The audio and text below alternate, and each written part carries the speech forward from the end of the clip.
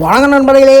ஊரோட உடற்பயிற்சி பண்ணுறதுல இன்றைக்கி நாள் கணக்கு கிடையாது, ஒன்லி கடினம் தான் அப்படின்னு சொல்லியிருந்தேன். அதன்படி இன்றைக்கி 2 பேர் நண்பர்களே. இந்த உடையாடுறான்ல அவன் என் தம்பி தான், எப்பொழுதும் வர தம்பி ஒருத்தன். மொத்தம் 3 பேரை பிடிச்சிக்கிட்டு நேராக போயிட்டேன் நண்பர்களே. செம்ம இருட்டாக பனி பொழிவுடன் பக்காவாக இருந்துச்சு.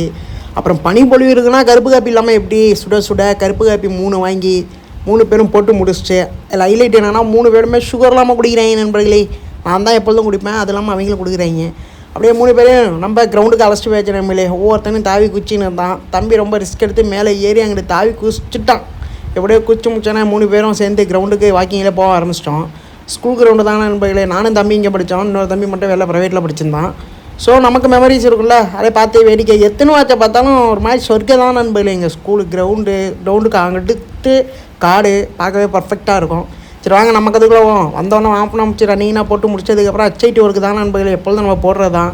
தம்பிக்கு சொல்லி கொடுத்துருந்தேன். தம்பியால் ஃபஸ்ட் நாள் ரன்னிங்கும் பெருசாக ஓட முடியல, அவனுக்கு உடம்பு வேற முடியாத பையன்.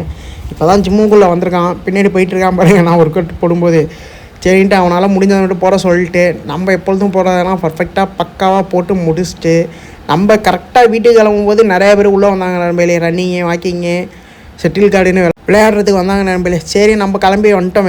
வந்துட்டு பைக் எடுத்துகிட்டு வரும்போது ஏதோ பண்ணிக்கிட்டு இருந்தாங்க. இறந்தவங்களுக்கு தான் நண்பர்களே. நம்ம ஊரில் எப்பொழுதும் நான் ஸ்கூல் படிக்கும் போது தான் பார்ப்பேன், இவங்க பண்ணுவாங்க. நம்ம அப்படியே ஜூட்டு விட்டு கிளம்பி சூரியனை பார்த்து வணக்கம் வச்சுட்டு நேராக போன இடம் நம்ம ஒரு ஆரம்ப சுகாதார நிலையம் நண்பர்களே. எதுன்னு கேட்குறீங்களா? வெயிட் மிஷின் நம்ம வீட்டில் இல்லை, அங்கே போய் வெயிட் செக் பண்ணலான்னு. வெயிட் செக் பண்ண நண்பர்களே, இது கரெக்டான வெயிட்டானு தெரில, ஏதோ ப்ராப்ளம்னு சொல்கிறாப்புல.